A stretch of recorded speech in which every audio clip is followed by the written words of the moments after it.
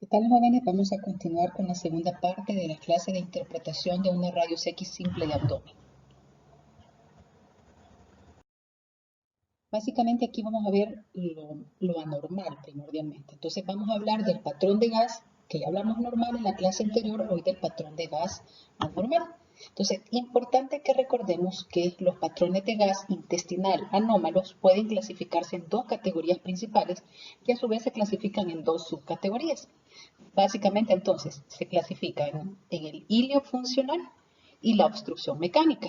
El hilio funcional, a su vez, se clasifica en el hilio localizado, o asa centinela, que es el signo radiológico, o un hilio dinámico generalizado. Y la obstrucción mecánica en una obstrucción del intestino delgado y en una obstrucción del intestino grueso. Vamos a hablar de cada una de ellas. El hilio funcional es un cuadro en el que se supone que una o más asas intestinales pierden la capacidad de propagar las ondas peristálticas del intestino, generalmente debido a un problema de irritación o inflamación local, de manera que se produce un tipo de obstrucción, pero funcional, en la que en realidad no hay un obstáculo al paso de la asa afectada. Hay dos tipos, decíamos, de hilio funcional: el hilio localizado, o también denominado asa centinela, que afecta únicamente una o dos asas del intestino delgado, y generalmente el intestino delgado. Y el hilio dinámico generalizado, que afecta a todas las asas de los intestinos, tanto delgado como grueso, y algunas veces al estómago. La obstrucción mecánica, por su lado, en esta hay una lesión física, orgánica y obstructiva que impide que el contenido intestinal se desplace más allá del punto del bloqueo, ya sea en el intestino delgado o en el intestino grueso, que son los dos tipos de clasificación de acuerdo a donde se encuentre la obstrucción. Vamos a hablar del hilio funcional localizado o asa centinela. Primero, que fisiopatológicamente hablando se explica la irritación focal de una o varias asas intestinales debido a la inflamación de un órgano adyacente. Por ejemplo, la pancreatitis puede afectar las asas intestinales de forma localizada en el hipocondrio izquierdo, y la diverticulitis a las asas que se encuentran en la fosa ilíaca izquierda. Importante decir que las asas afectadas son casi siempre asas de intestino delgado, dado que anuncian la presencia de un proceso patológico subyacente, se denominan asas centinela. La irritación hace que estas asas pierdan su función normal y el peristaltismo, de manera que muestran aperistalsis. Cada vez que una palabra en medicina lleve el prefijo a, significa sin peristalsis en este caso. Y esto induce, por tanto, una dilatación. ¿Se acuerdan que hablábamos de distensión y dilatación? En este caso, lo patológico, dilatación. Dado que el hilio funcional no da lugar al grado de obstrucción que se produce cuando hay una obstrucción mecánica, sigue pasando algo de gas por el intestino, desfuncionalizando más allá del punto del hilio localizado. El aire alcanza generalmente al recto o al sigmoide y es visible en su interior. Esto es importante cuando estemos haciendo el diagnóstico. En el hilio funcional vamos a tener gas distal presente, porque el hilio no está completamente obstruido, como en el caso de una masa o de algo que no permite su paso, sino que permite que algo de gas logre pasar al intestino. Causas del hilio localizado: dijimos que las asas intestinales dilatadas tienden a aparecer en la misma zona anatómica del proceso inflamatorio o irritativo que los está ocasionando. Entonces, si es en el hipocondrio derecho, pensamos que es causado por colecistitis; si es en el hipocondrio izquierdo, por pancreatitis; si es en la fosa ilíaca derecha, por apendicitis; fosa ilíaca izquierda, diverticulitis; y en la parte media del abdomen, por una úlcera o un cálculo renal o ureteral. Las características radiológicas, esto es lo que nos interesa. En las radiografías convencionales se observan una o dos asas del intestino con dilatación persistente. Dijimos que el término dilatación se refiere a que las asas de intestino muestran un calibre mayor de 2.5, que es lo normal. Las asas implicadas en un hilio funcional generalmente no muestran una dilatación tan importante como cuando están afectadas por una obstrucción mecánica. Las asas se mantienen dilatadas en proyecciones múltiples del abdomen, tanto de cúbito supino, prono, erecta, y también en estudios seriados efectuados en el transcurso del tiempo. De manera infrecuente, el asa centinela puede pertenecer al intestino grueso cuando sea el ciego el afectado en el caso de la apendicitis. Bueno, en las asas, déjenme poner el puntero. En las asas centinelas se observa a menudo niveles hidroaéreos en el asa centinela, adentro. En el ilio localizado se observa generalmente gas en el recto o en el colon sigmoide, como ya habíamos dicho. Vamos a ver esta radiografía, que es el objetivo de la clase, ver los cambios radiológicos. Bueno, primero este es un caso de un paciente con una pancreatitis aguda. Las asas centinela en este caso debería de estar en hipocondrio izquierdo, tal y como lo habíamos hablado anteriormente. Estas son dos radiografías abdominales obtenidas en decúbito supino la A y en decúbito prono la B. Se observa una única asa de intestino delgado persistentemente dilatada en el hipocondrio izquierdo, como lo podemos ver acá, persistentemente dilatada. El asa centinela o ilio localizado indica a menudo la presencia de un proceso inflamatorio o irritativo adyacente. Como decía en un inicio, este paciente tenía el diagnóstico de pancreatitis aguda. En la decúbito prono, lo único que cambia es la posición, pero básicamente se mantiene en el hipocondrio izquierdo, haciendo pensar que el área de irritativa debería de estar más o menos por esta área. Podemos sospechar que es una pancreatitis. Por supuesto, recuerden ustedes que una radiografía ha sido tomada en el contexto de integrar los datos clínicos del paciente obtenidos en la historia y en el examen físico y la sospecha diagnóstica. El ilio funcional generalizado, también llamado ilio adinámico. En el ilio adinámico generalizado, todo el intestino muestra aperistalsis o hipoperistalsis. El aire deglutido delata todas las asas de los intestinos delgado y grueso que aparecen llenas de líquido. El ilio adinámico generalizado se debe casi siempre a una cirugía abdominal pélvica o intervenciones durante las cuales hubo manipulación de intestino. Entonces, las principales causas de ilio adinámico son el posquirúrgico inmediato, generalmente por una cirugía abdominal, y un desequilibrio hidroelectrolítico, especialmente diabéticos, en cetoacidosis e hipopotasemia. Eso sí lo tenemos que tener bien claro. El paciente diabético en cetoacidosis e hipopotasemia puede tener un ilio adinámico de causa metabólica. Las características radiológicas, bueno, todo el intestino suele estar dilatado y contiene aire, tanto el grueso como el delgado. El estómago también puede estar dilatado. La ausencia de peristalsis y la producción continua de secreciones intestinales hace que haya muchos niveles hidroaéreos en el intestino. Dado que no se trata de una obstrucción mecánica, debería de observarse gas en el recto o en el sigmoide. Y en cuanto al examen físico, los ruidos intestinales son inexistentes o hipoactivos. Aquí tenemos una radiografía simple de abdomen, una en decúbito supino, acostado, y una en posición erecta, que acuérdense que esta es para ver los niveles hidroaéreos. En A se observan asas dilatadas del intestino grueso, señaladas por las flechas blancas continuas, asas dilatadas de intestino grueso y también de intestino delgado, flechas blancas discontinuas, con gas que se extiende hasta el recto, porque esa es la característica. El paciente había sido intervenido mediante una cirugía colónica el día anterior. Y en la placa en posición erecta, niveles hidroaéreos, como en este caso. Niveles hidroaéreos. Aire, agua y aire.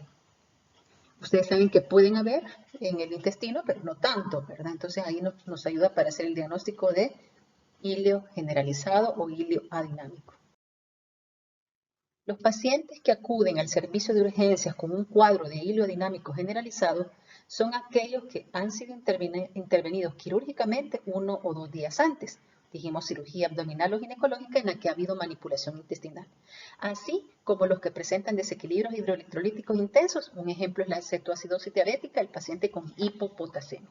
Sin embargo, cualquier causa de hipopotasemia, exceso de diuréticos, pérdidas gastrointestinales, dieta muy restringida de potasio podría ocasionarlo.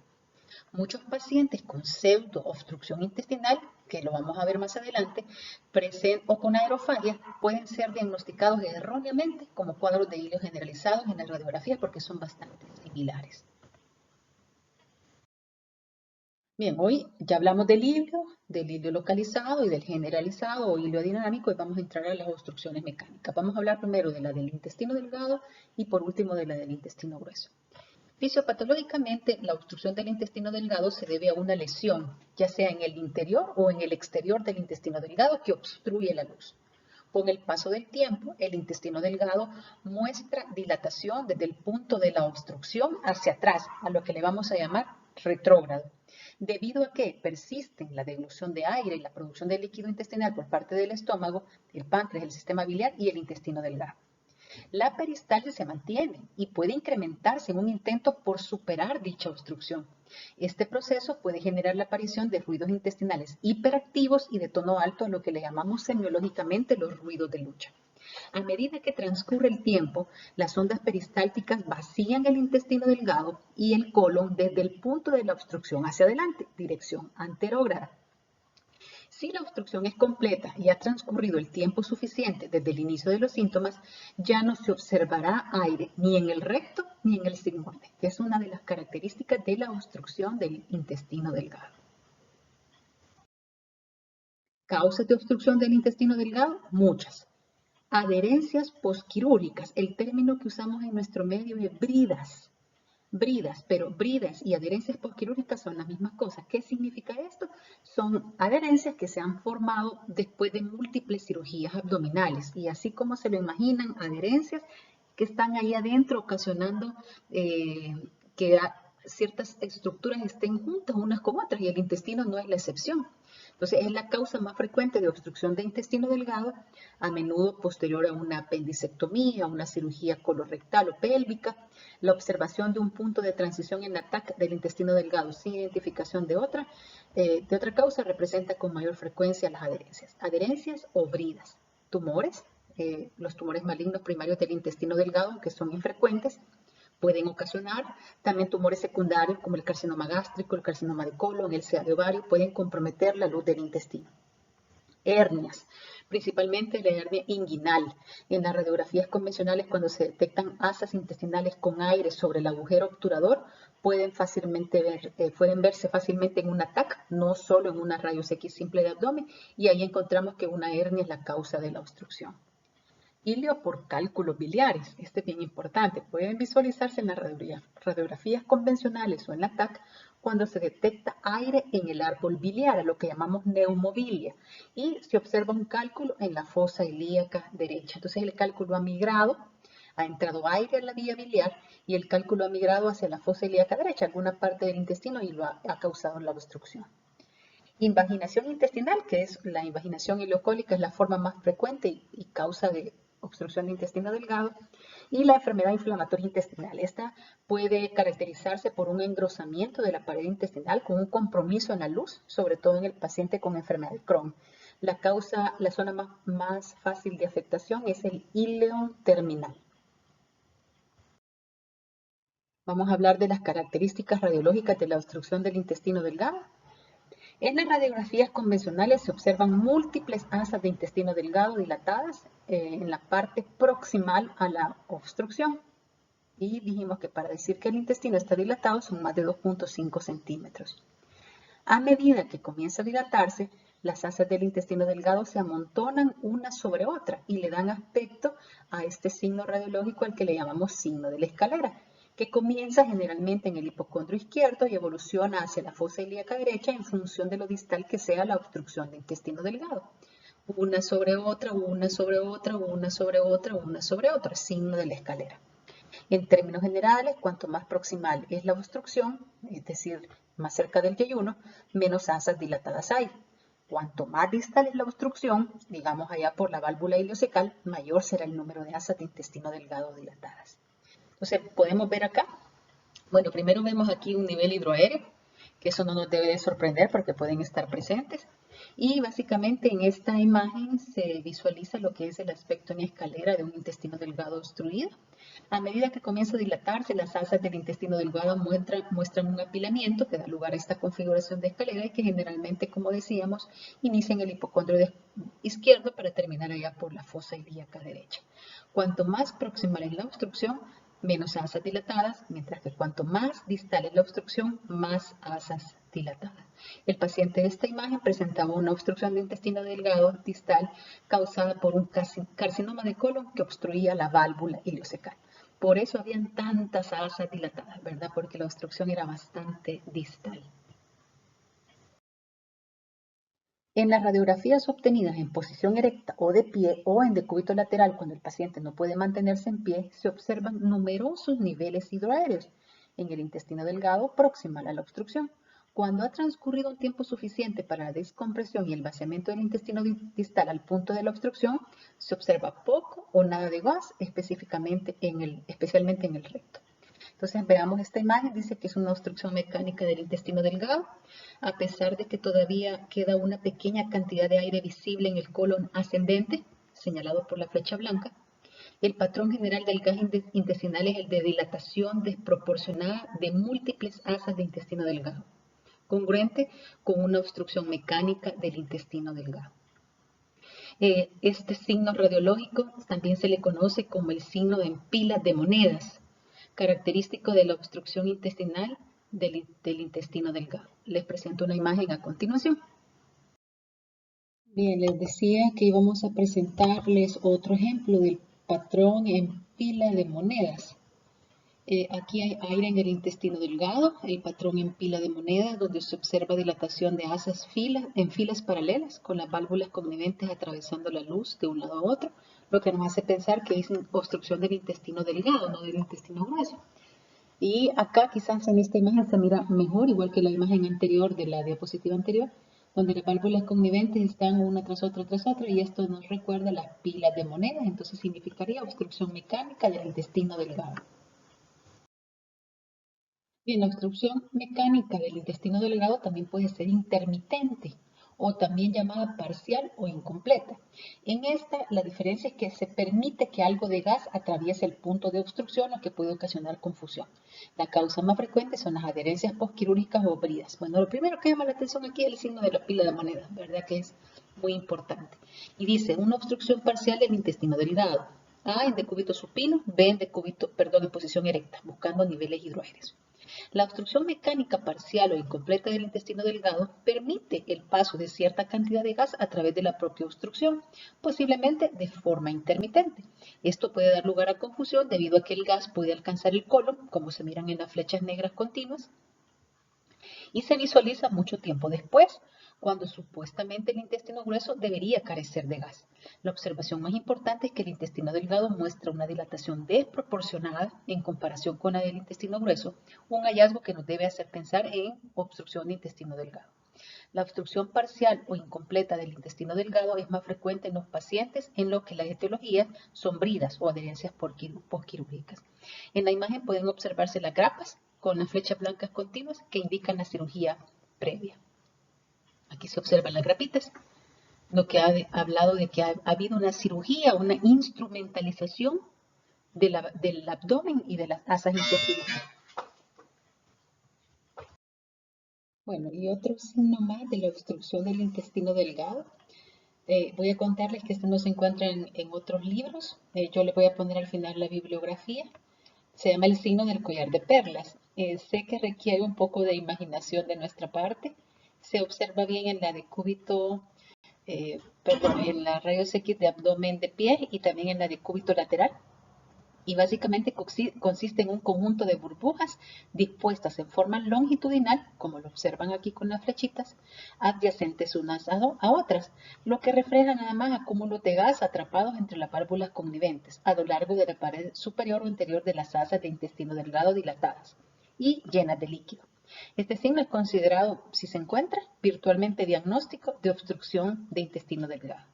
Aquí lo podemos ver, el signo del collar de perlas. Y aquí se puede ver también señalado con las flechitas. Y aquí un signo de collar de perlas negras, ¿verdad? Para poder hacer el criterio. Bueno, hoy vamos a pasar a la obstrucción del intestino grueso. Aquí básicamente es una lesión en el interior o en el exterior del colon que está causando una obstrucción de la luz del intestino grueso. Con el paso del tiempo, desde el punto de la obstrucción hacia atrás, a lo que vamos a llamar retrógrado, dijimos, el intestino grueso se dilata de manera que el ciego es el segmento que alcanza el mayor calibre e incluso, aunque la obstrucción esté muy lejos, ahí como por el colon sigmoides. La función normal del intestino grueso es la reabsorción de agua, de manera que niveles hidroaéreos en el colon obstruido son escasos o inexistentes. A medida que transcurre el tiempo, las ondas peristálticas mantenidas desde el punto de obstrucción van hacia adelante, o sea, han retrogrado el colon distal a la obstrucción. En la obstrucción mecánica del intestino grueso se observa una cantidad escasa o nula de aire en el recto. Y acuérdense que esto es para hacer diferencia radiológica. Causas de obstrucción mecánica del intestino grueso, tumores, la causa más frecuente. La obstrucción es más frecuente cuando afecta al colon descendente. Hernias pueden visualizarse en las radiografías convencionales cuando se detecta aire sobre el agujero obturador. Vólvulos, que es una torsión de una asa intestinal sobre su propio eje que origina una obstrucción colónica y también de intestino delgado. La diverticulitis, que es una causa infrecuente, pero tenemos que mencionarla, y la invaginación intestinal o intussuscepción, que puede ser por un tumor que actúa como punto guía. Bien, características radiológicas de la obstrucción del intestino grueso.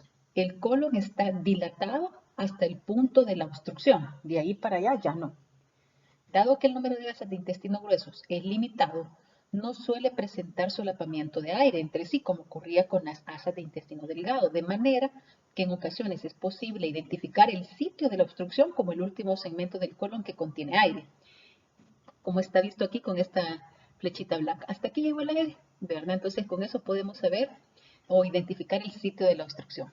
Con independencia del punto de obstrucción, el ciego suele ser el segmento colónico más dilatado, llegando incluso a 12 o 15 centímetros e incluso con riesgo de ruptura cecal. El intestino delgado no está dilatado a menos que la válvula ileocecal no sea competente, y dado que es distal al punto de la obstrucción, el recto contiene poco o nada de aire, como ustedes pueden observar acá. Dado que la función del intestino grueso es reabsorción de agua, no hay o muy escasos niveles hidroaéreos. Leamos lo que dice la explicación de la placa. Dice que esta es una obstrucción mecánica del intestino grueso. Todo el colon está dilatado, señalado con las flechas blancas discontinuas, hasta el punto de la interrupción localizado en el colon descendente con la flecha blanca continua, que ya lo habíamos dicho. Hasta ahí llega, ya de ahí no pasa más aire. En el paciente de la imagen, este punto corresponde a un carcinoma de colon obstructivo.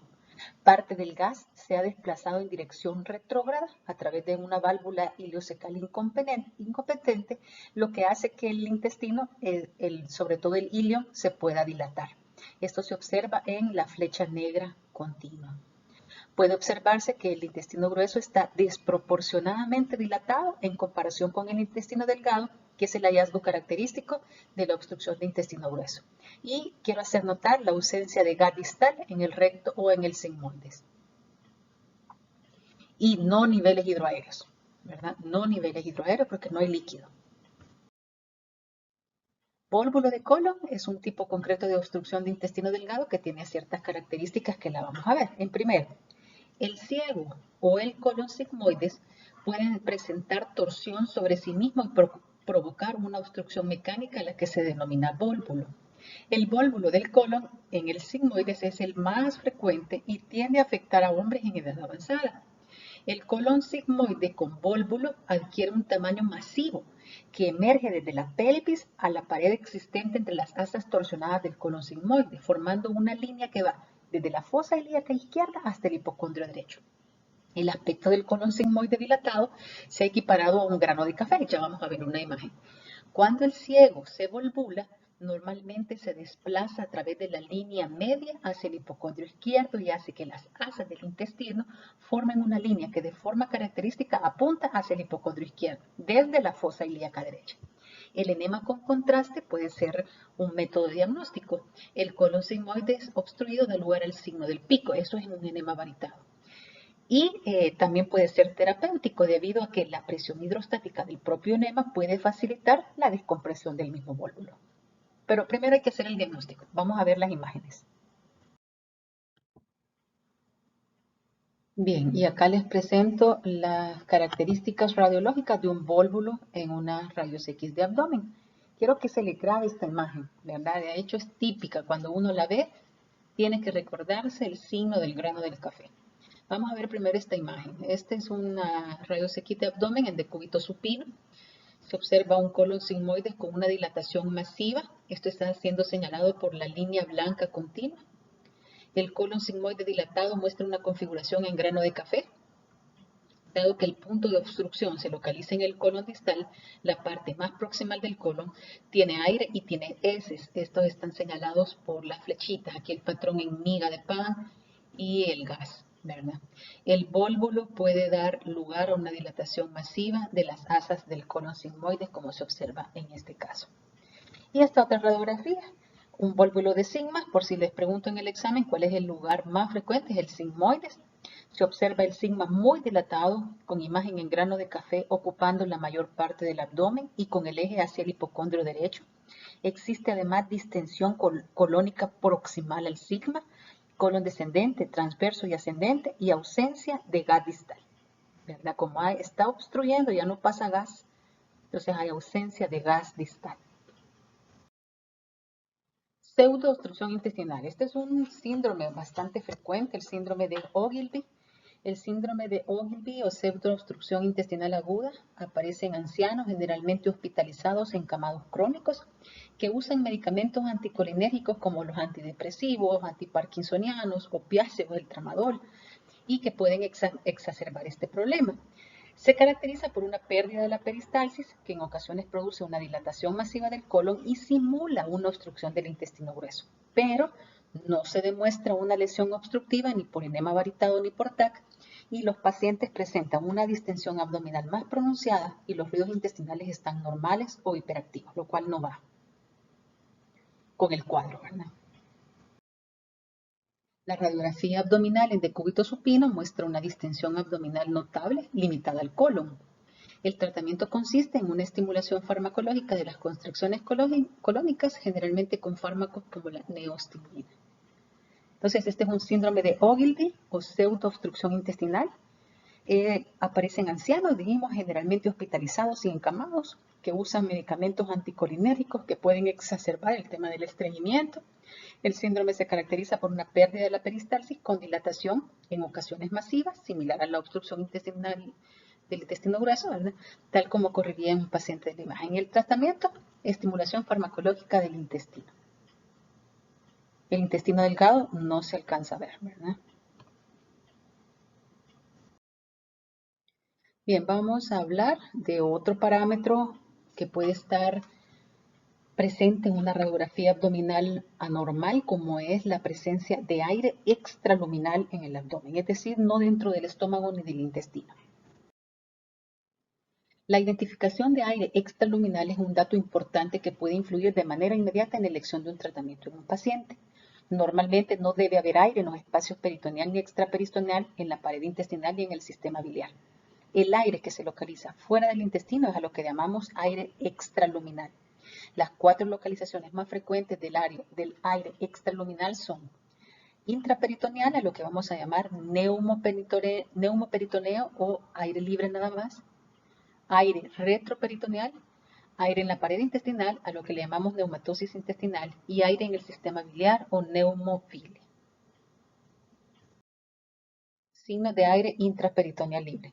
Hay 3 signos principales de aire intraperitoneal libre que se indican de mayor a menor frecuencia. El primer signo es gas o aire bajo el diafragma, como ustedes lo observan en esta imagen. El aire se localiza en la parte más alta del abdomen, por tanto, en la posición erecta, el aire libre generalmente se sitúa debajo del diafragma y aparece en forma de una zona radiolúcida o radiotransparente, o sea, negra, con una configuración en semiluna, ¿verdad?, paralela a la superficie inferior del diafragma. El segundo signo es la visualización de ambos lados de la pared intestinal, ya lo vamos a ver, el signo de Rigler. Y 3 es la visualización del ligamento falciforme. Entonces veamos esta imagen. Esta es una rayos X de tórax, pero recuerdan ustedes que la serie abdominal completa incluye una rayos X de tórax erecta. Entonces aquí se ve aire bajo el diafragma, se observan finas imágenes de semilunas correspondiente a aire debajo de los diafragmas derecho con la flecha continua e izquierdo con la flecha discontinua, correspondientes a aire intraperitoneal. El paciente había sido intervenido por una cirugía abdominal 3 días antes. El aire libre puede mantenerse hasta 7 días después de la intervención en el adulto, pero en los estudios seriados se va viendo que va disminuyendo progresivamente hasta que desaparece. Recuerden que el aire se ve radiolúcido o negro, no se vayan a confundir con lo blanco, ¿verdad? Aquí solo lo que sucede son las diferencias de densidades, ¿verdad? Del músculo que es blando con la del aire que es negro, entonces se puede ver el contorno del diafragma. Pero no es que sea la línea blanca, es la línea negra, es aire, es gas. Y el gas, igual que en el pulmón, se ve negro o radiolúcido o radiotransparente. El tamaño de la semiluna es aproximadamente proporcional a la cantidad de aire libre. Cuanto menor es la cantidad de aire libre, más fina es la semiluna. Cuanto mayor es la cantidad de aire libre, mayor será la semiluna. Aunque el aire libre se demuestra mejor en una tomografía computarizada debido a la mayor sensibilidad de este método para detectarlo, la mayor parte de los estudios de imagen de abdomen inician con esto, con una simple radiografía de una serie abdominal o una tórax erecto. El aire libre se reconoce con mayor facilidad debajo del hemidiafragma derecho. Esto debido a que en esta zona solo se localiza la densidad de tejido blando correspondiente al hígado. En el lado izquierdo a veces es más difícil verlo porque estamos acostumbrados a ver el gas del colon y el gas del estómago y nos podemos confundir. Entonces a menudo el neumoperitoneo lo buscamos en el lado derecho, pero en este caso se encuentra de forma bilateral. Dice acá, es aire libre en gran cantidad. La proyección torácica en posición erecta demuestra gran cantidad de aire libre debajo de cada hemidiafragma. De hecho, todo esto es gas bajo el diafragma. Todo esto. Señalado por la flecha blanca continua. La parte superior del hígado, flecha negra continua, es visible porque el aire queda por encima de ella. El paciente presentaba una úlcera gástrica perforada. No se olviden acá que debajo de cada hemidiafragma, ¿verdad? Ahí está la flecha para el lado izquierdo también. ¿Qué es lo que se ve esa sombra blanquita? Es el hemidiafragma. Bueno, y acá lo que les decía al respecto de las diferencias de encontrar aire bajo diafragma en el diafragma derecho y el diafragma izquierdo. Y básicamente lo que explica es cómo las burbujas gástricas del estómago y el ángulo o la flexura cólica no pueden jugar malas pasadas en el aspecto de no poder notar un neumoperitoneo. Entonces solo leamos que dicen un hemidiafragma izquierdo normal, por supuesto, aquí se mira la sombra del hemidiafragma y las sombras del gas en las estructuras que normalmente sabemos. Y en B, cómo se observa el aire bajo diafragma con esa semiluna radiolúcida o negra justo por debajo del hemidiafragma. Entonces dice, las imágenes en detalle del hipocondrio izquierdo demuestran la dificultad de identificar el aire debajo del hemidiafragma izquierdo, dada la localización normal de las estructuras que contienen gas, como el estómago y el ángulo esplénico. No se observa aire libre en A, pero en el otro paciente B puede observarse una semiluna de aire, señalada por las flechas blancas que ustedes pueden ver acá. Es más fácil reconocer el aire bajo el diafragma en el lado derecho debido a lo que hablábamos de la imagen blanca que da el hígado, ¿verdad? Y que al haber aire ahí, pues evidentemente lo notamos con más facilidad. Importante también tomar en cuenta una entidad que se llama el síndrome de Chilaiditi. En ocasiones el colon puede estar interpuesto entre la cúpula del hígado y el hemidiafragma derecho y puede confundirse con aire libre, a menos que se realice una búsqueda cuidadosa en esta placa y se busquen pliegues australes, que ustedes sabrían que entonces es un asa de colon que está interpuesta. La solución es obtener una proyección en decúbito lateral izquierdo del abdomen o bien realizar un ataque abdominal. Entonces leamos el síndrome de Chilaiditi. Aquí se mira una imagen en detalle del hemidiafragma derecho con una radiografía torácica convencional, PA, en A, ¿verdad? Y una taca axial a nivel del diafragma, el corte a nivel del diafragma. En ambas imágenes se observa presencia de aire debajo del diafragma, que podría confundirse con aire libre, con neumoperitoneo. Pero la evaluación cuidadosa de aire demostró varios pliegues australes, señalados con las flechas negras continuas en A y flechas blancas continuas en B. Austras. lo cual indica que es un asa de colon interpuesta entre el hígado y el diafragma, a lo que llamamos el síndrome de Chilaiditi, en vez de aire libre intraperitoneal. Entonces, esta es una entidad que tenemos que tomarla en cuenta antes de decir es un neumoperitoneo, etcétera, de verdad, sino que hay que buscar los pliegues australes. Quizás en la radiografía es un poco complicado, ya en la TAC es mucho más fácil ver los pliegues australes.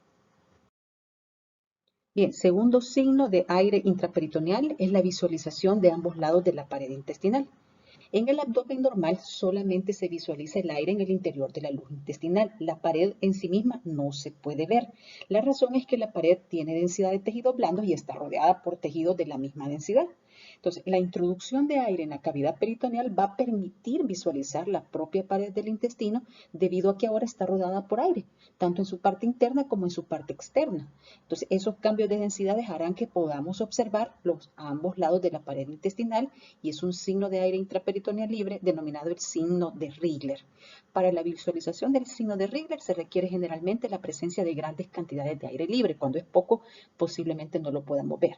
Y lo otro es que también pueden confundirse con asas superpuestas.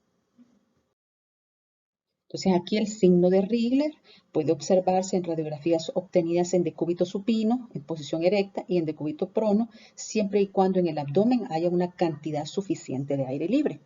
¿Qué es el signo de Rigler? Cuando el aire llena la cavidad peritoneal, los dos lados de la pared intestinal quedan delimitados por aire. Entonces acá vemos las dos flechas señalando cómo se mira la pared intestinal adecuadamente marcada. Esto no puede verse de forma normal, lo que hace que la pared del intestino sea visible en forma de una línea bien definida. Esto es a lo que se denomina el signo de Rigler e indica la presencia de neumoperitoneo. Bien, y decíamos que hay un tercer signo de aire libre intraperitoneal que se llama la visualización del ligamento falciforme. Recordemos que el ligamento falciforme discurre sobre el lado del hígado en su parte anterior, inmediatamente a la derecha de la parte superior de la columna lumbar.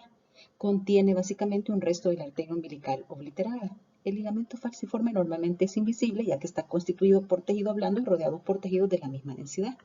Cuando hay una cantidad de aire relativamente importante y el paciente está en decúbito supino, el aire libre puede ascender hasta la superficie anterior del hígado, rodear el ligamento falciforme y permitir que sea visible. La visualización del ligamento falciforme se denomina así, signo de ligamento falciforme, e indica aire, igual que el neumoperitoneo e igual que el signo de Rigler. El aspecto curvilíneo del ligamento falciforme combinado con la acumulación de aire con configuración oval que se localiza bajo la pared abdominal y la distiende se ha equiparado a un balón de fútbol americano con sus costuras y se ha denominado el signo del balón de fútbol. Aquí tenemos el signo del ligamento falciforme visible. El aire intraperitoneal puede rodear al ligamento falciforme que normalmente no es visible y que se localiza en el borde anterior del hígado. De esta manera se hace visible en forma de una estructura fina de tejidos blandos, como ustedes lo pueden ver por la flecha blanca continua. Aquí va el ligamento falciforme. Inmediatamente a la derecha de la parte superior de la columna lumbar, que sería esta, también puede observarse que son visibles los dos lados de la pared gástrica, el signo de Rigler, ¿verdad? Flecha blanca discontinua y hay una zona de radiotransparencia aumentada en el hipocondrio derecho, señalada con la flecha negra continua. En este paciente con un neumoperitoneo de gran volumen secundario a una úlcera péptica perforada. Y en B, pues una tomografía donde el ligamento falciforme está señalado con la flecha blanca continua y está rodeado por aire libre, ¿verdad? Señalado como AL en la parte anterior del hígado, señalado con H. Causas de aire libre intraperitoneal, ruptura de segmentos del tubo digestivo como una úlcera péptica perforada, traumatismos tanto iatrógenos, es decir, realizados por el médico ante un procedimiento o accidentales, postquirúrgico en 5 a 7 días posterior, diverticulitis y apendicitis perforado y la perforación de un carcinoma, que este es un poco más raro.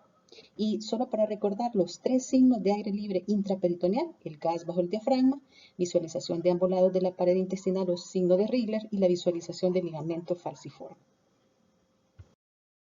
Ahora vamos a buscar signos de aire extraperitoneal, específicamente retroperitoneal. Bueno, vamos a ver los signos de aire extraperitoneal.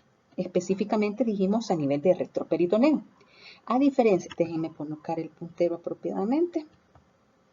A diferencia de las acumulaciones de aire intraperitoneal que rodean las asas intestinales y que en general se desplazan libremente en el abdomen, el aire extraperitoneal puede identificarse por otras características. El primero, un aspecto lineal y estriado que rodea las estructuras pero extraperitoneales, un aspecto moteado y manchado, especialmente en el espacio pararrenal anterior, y una posición relativamente fija con desplazamiento mínimo o nulo cuando se cambia el paciente de posición.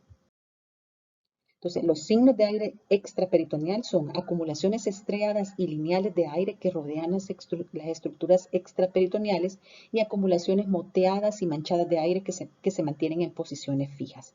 El aire extraperitoneal puede rodear las estructuras extraperitoneales, dentro de las que tenemos al músculo psoas, a los riñones, los uréteres, la vejiga, la aorta, la vena cava y el borde inferior del diafragma con acumulación en los tejidos subfrénicos. Estos son retroperitoneales o extraperitoneales.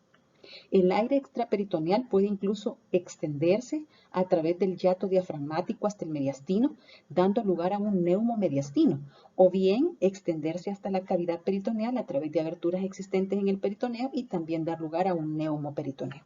Encontrar este signo en una radiografía simple no es tan frecuente, entonces aquí lo que nos presenta es una TAC, donde muestra aire extraperitoneal.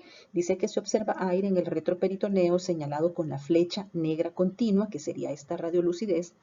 El aire rodea la vena cava inferior, la vena cava está señalada con la flecha blanca continua y la aorta, la flecha blanca discontinua.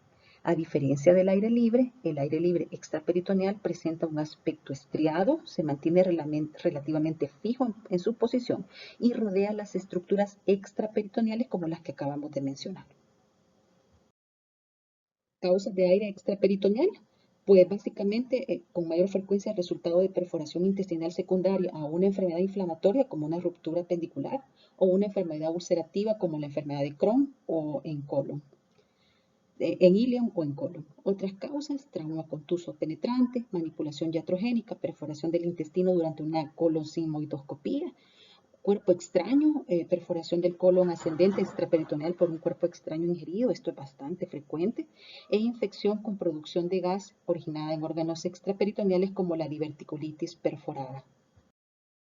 Bien, ya vimos dos signos de patrón de gas anormal. Ahora vamos a ver el tercero, que es signo de aire en la pared intestinal, o lo que conocemos como neumatosis intestinal. Solo déjenme colocar el puntero.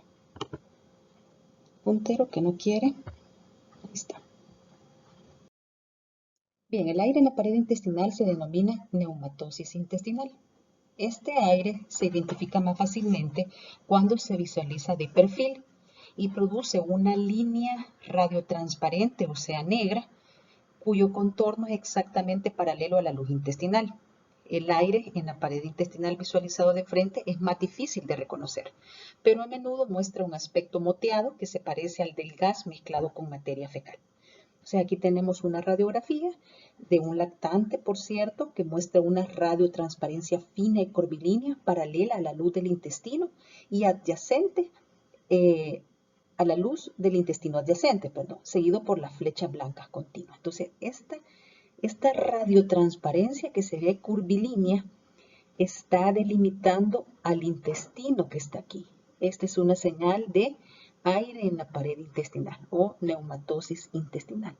En los lactantes, la causa más frecuente de este hallazgo es una patología que se conoce como enterocolitis necrotizante, una enfermedad que se observa con mayor frecuencia en prematuros, en los que el ilion terminal es el segmento más afectado. La neumatosis intestinal es patognomónica de la enterocolitis necrotizante en el lactante.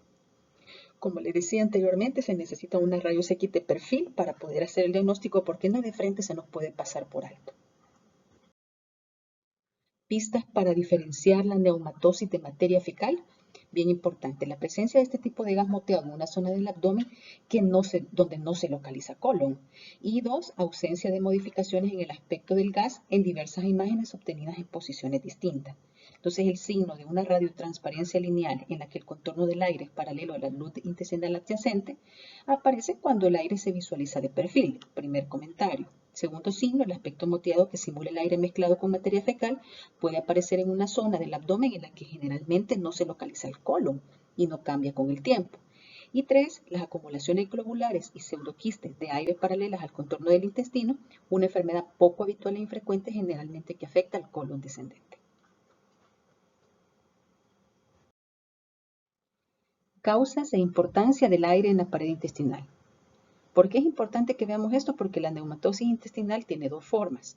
Una forma primaria, que se llama neumatosis cistoide o quística intestinal, que afecta principalmente el colon descendente, y una forma secundaria que aparece en el contexto de enfermedades obstructivas y necrotizantes como la EPOC, que se supone que es secundaria al aire de las ampollas rotas que dice que el mediastino y puede llegar al abdomen. O de enfermedades que cursan con necrosis de la pared intestinal, como la enterocolitis necrotizante, como habíamos dicho, y la enfermedad isquémica intestinal del adulto. Son patologías relativamente raras, pero es importante que por lo menos las hayamos leído, ¿verdad? Para que en algún momento no nos sorprenda. Entonces acá una neumastosis cistoide intestinal, necesitamos un TAC, ¿verdad? Para poder ver estos detalles. De hecho, un TAC axial del abdomen con ventana en pulmón muestra una acumulación de quistes con aire asociado al colon descendente. Este es el aspecto característico de la neumatosis cistoide intestinal, una enfermedad bastante infrecuente, pero benigna, en que los quistes con aire en la submucosa o la serosa del intestino han ocasionado este signo. Y aquí una necrosis intestinal por isquemia mesentérica. La isquemia mesentérica sí es una patología relativamente frecuente en los adultos mayores. La imagen del TAC de la pelvis muestra múltiples asas intestinales con acumulación puntiforme de aire en sus paredes, un cuadro indicativo de neumatosis intestinal o aire en la pared intestinal. En este caso están señalados con las flechas blancas continuas. El paciente presentaba una isquemia intestinal difusa, secundaria a una enfermedad vascular mesentérica. La neumatosis debido a necrosis intestinal es un signo ominoso, ¿verdad? Esto es una emergencia quirúrgica. Bueno, y aquí aprovecho para hacer un resumen. Dijimos que estamos hablando de la evaluación del aire extraluminal, es decir, fuera del intestino delgado, del grueso y del estómago. Dijimos que habían cuatro formas: el neumoperitoneo, el aire extraperitoneal, el aire en la pared intestinal y el último, el aire en la vía biliar o neumobilia, que es lo que vamos a ver a continuación. Bien, y la última es la neumatosis, la aire en la vía biliar. El aire en el sistema biliar provoca la aparición de una o dos estructuras radiotransparentes, tubulares y ramificadas en el hipocondrio derecho, sobre la porción central del hígado, lo que se ajusta a la localización y el aspecto de los conductos biliares principales, colédoco, cístico y conductos hepáticos. En ocasiones hasta la propia vesícula se llena de aire. Y este ya lo habíamos revisado, el lidio por cálculos biliares, en el que un cálculo biliar erosiona la pared de la vesícula, logra alcanzar el duodeno, que generalmente origina una fístula entre el intestino y el sistema biliar. Entonces aquí los signos de aire en la vía biliar. Radiotransparencias, acuérdense que son negras, ¿verdad? Líneas o puntos negros de forma tubular. Yo me recuerdo aquí del broncograma aéreo, no sé, para poderme recordar, y ramificadas en el hipocondrio derecho sobre el hígado, donde nosotros sabemos que está la vía biliar. Estructuras tubulares con una localización central en escasos números comparados con el aire en el sistema venoso portal, que tiene una localización periférica y que llena innumerables vasos. Y gas en la luz de la vesícula biliar serían los tres aires para encontrar la neumobilia, que es el signo que estamos viendo ahorita, neumobilia. Vamos a ver las calcificaciones patológicas. Habíamos hablado en la primera clase de algunas calcificaciones benignas, como la calcificación de los cartílagos costales y los flegolitos. Hoy vamos a hablar de calcificaciones patológicas. Las calcificaciones de los tejidos blandos deben abordarse como una estrategia intuitiva que permita valorar un grupo de enfermedades. No creamos que son inocuas. En las radiografías convencionales es posible determinar la naturaleza de la mayor parte de las clasificaciones a través del patrón y de su localización. Entonces vamos a hablar de esto en detalle. Primero, de los patrones de calcificación. Hay 4 tipos de patrones de calcificaciones. Uno conocido como las calcificaciones en ribete, las calcificaciones lineales o en vías de tren, la calcificación laminada o laminar y la calcificación tipo nube, amorfa o en palomitas de maíz. La calcificación en ribete se refiere a la calcificación que tiene lugar en la pared de un órgano hueco. por ejemplo, los quistes renales, quistes esplénicos, aneurisma cuando estamos ante la aorta, que para ver un aneurisma es mejor un TAC o un ultrasonido, y órganos saculares como la vesícula biliar o la vejiga. En este caso, las calcificaciones de vesícula biliar se conoce como vesícula en porcelana, ya vamos a hablar de ella, y en la vejiga las calcificaciones de la pared vesical son una complicación frecuente de enfermedades como la esquistosomiasis, el cáncer de vejiga y la tuberculosis. Entonces acá tenemos un aneurisma aórtico calcificado. La calcificación en la pared de la aorta es un hallazgo frecuente en aterosclerosis, especialmente en los pacientes con diabetes mellitus y adultos mayores. En el paciente de la imagen, la aorta está aumentada del calibre, muestra una calcificación en ribete. La pared opuesta también está calcificada, pero muestra solapamiento con la columna vertebral. Se considera que existe un aneurisma cuando el diámetro de la aorta supera más del 50% su diámetro normal. Entonces nosotros podemos ver acá un abultamiento de la aorta y lo logramos descubrir gracias a la calcificación. De lo contrario, no nos hubiéramos podido percatar por las densidades de tejidos blandos. Y luego esta imagen bastante característica que es la pared de la vesícula calcificada. Esta calcificación en ribete marcada por la flecha blanca continua indica que la calcificación se localiza en la pared de un quiste o de un órgano sacular. En este caso es en el hipocondrio derecho, por lo que sería lógico pensar que corresponde a la vesícula biliar. Como les decía anteriormente, este hallazgo se conoce como vesícula en porcelana, es una entidad relativamente infrecuente, se refiere así por su aspecto macroscópico que recuerda el de la porcelana, aquí no me pregunten por qué, y que se asocia como una inflamación crónica y estasis dentro de la vesícula que se acompaña de cálculos biliares y que tiene un aumento en la incidencia del carcinoma de la vesícula biliar. Esta sería la vesícula de porcelana. Tenemos la otra patrón de calcificación que se conoce como en vías de tren. Estas son calcificaciones que tienen lugar en estructuras tubulares, llámese en arterias, como lo que acabamos de ver, aterosclerosis en cualquier localización del cuerpo. Es importante que recuerden que las venas no se calcifican, solo las arterias. En las venas podemos encontrar trombos largos y lineales y los trombos pequeños, que ya los habíamos visto llamados flegolitos. Y otras estructuras tubulares, por ejemplo, las trompas de falopio en la mujer, los conductos deferentes en el hombre, que podemos encontrar calcificaciones en estas estructuras, sobre todo en pacientes diabéticos. Y también calcificaciones en uréteres, que es un hallazgo infrecuente, pero en la esquistosomiasis sí pueden ser frecuentes, y también la tuberculosis.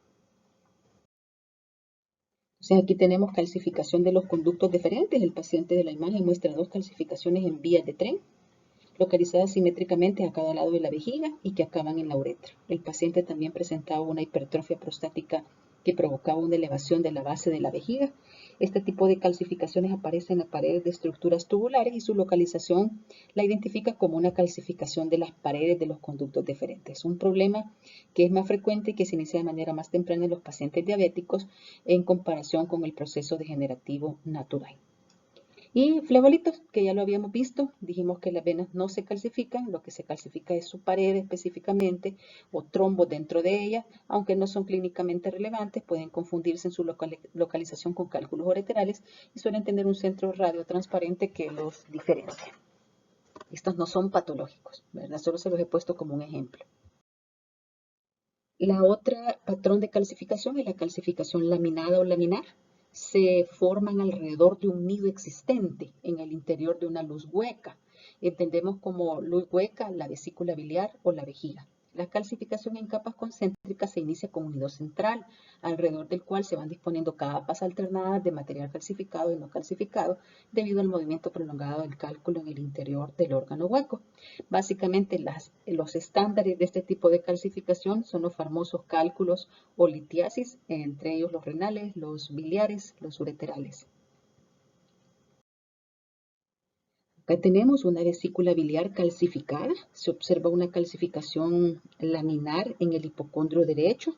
La laminación la identifica como un cálculo, ¿verdad? Que se ha formado en un órgano hueco, aunque no podemos ver la pared vesicular. Sospechamos que está dentro de la vesícula. Pueden observarse cómo hay anillos alternados donde se comenzó a formar sobre un nicho otra capa y otra capa y otra capa. Por eso se llama patrón de calcificación laminar. Y a medida que se va formando el cálculo y se desplaza en el interior de la luz de la vesícula biliar. Y acá un calculito renal.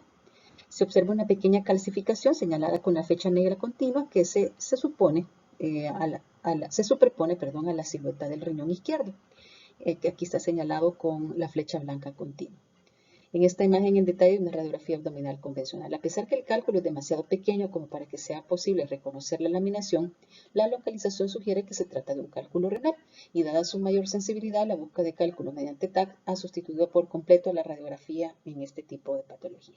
Entonces aquí es importante, ustedes logran ver la silueta renal y está dentro de ella. Se supone que, como ustedes vieron la fisiopatología de la litiasis renal, ahí hay un tema de un lecho de mineral y sobre él se van colocando capas y capas, que es la fisiopatología de la litiasis renal. Entonces sería el otro ejemplo junto con la litiasis vesicular.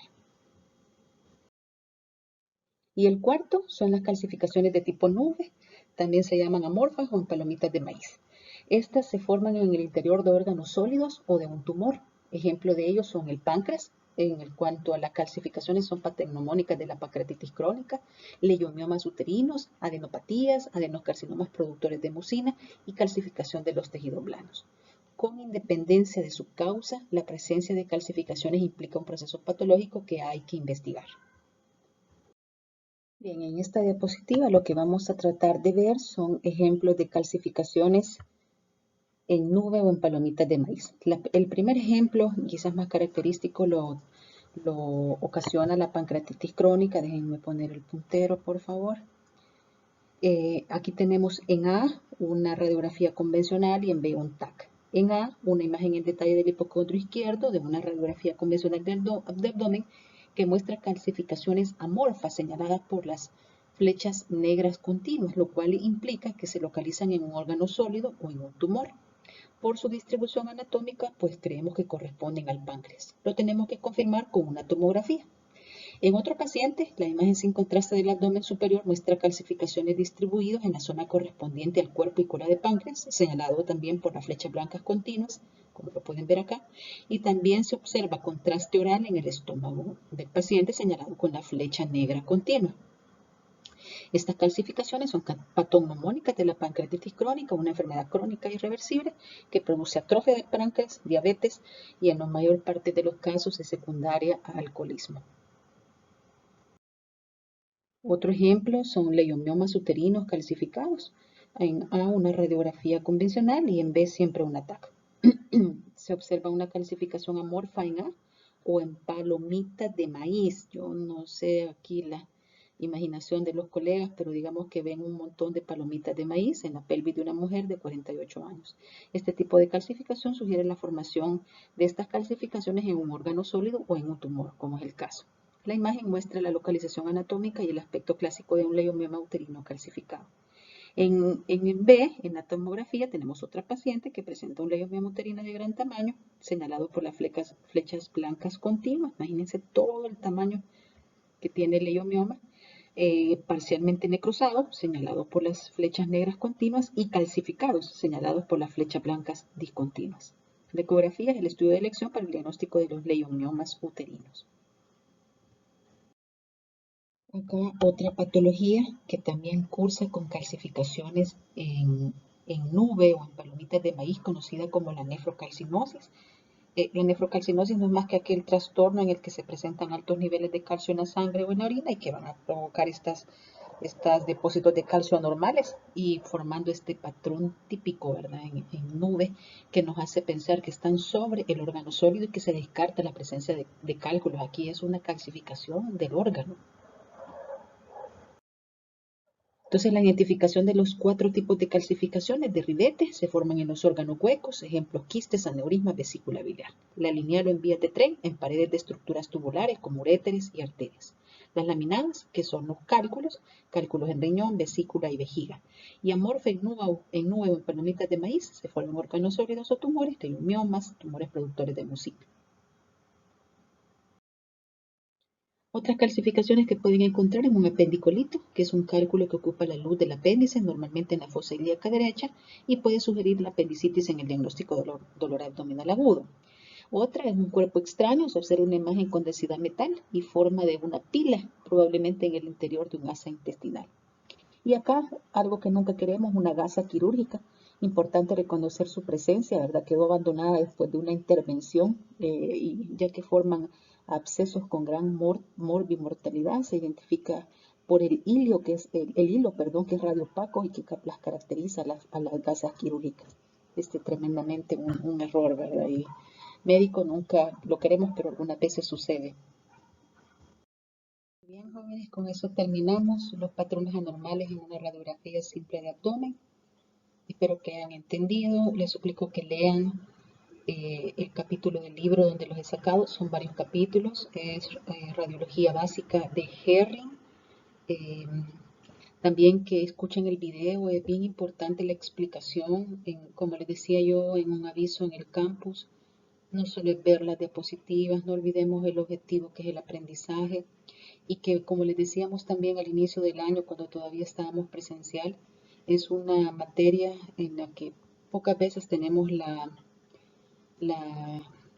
el privilegio, llamémosle así, de tener a alguien que nos explique los exámenes de laboratorio. Entonces yo les suplico todo su empeño, vale toda la pena. Sé que es difícil, sé que es un poco nuevo para ustedes, pero cuando estén en el otro ciclo en cirugía, en medicina interna, van a recordar sin duda alguna todos estos conceptos y les van a servir. Quedo a sus órdenes para comentarios, inquietudes, dudas a través del campus virtual, a través de los foros de consulta que están abiertos cada semana. Que Dios les bendiga.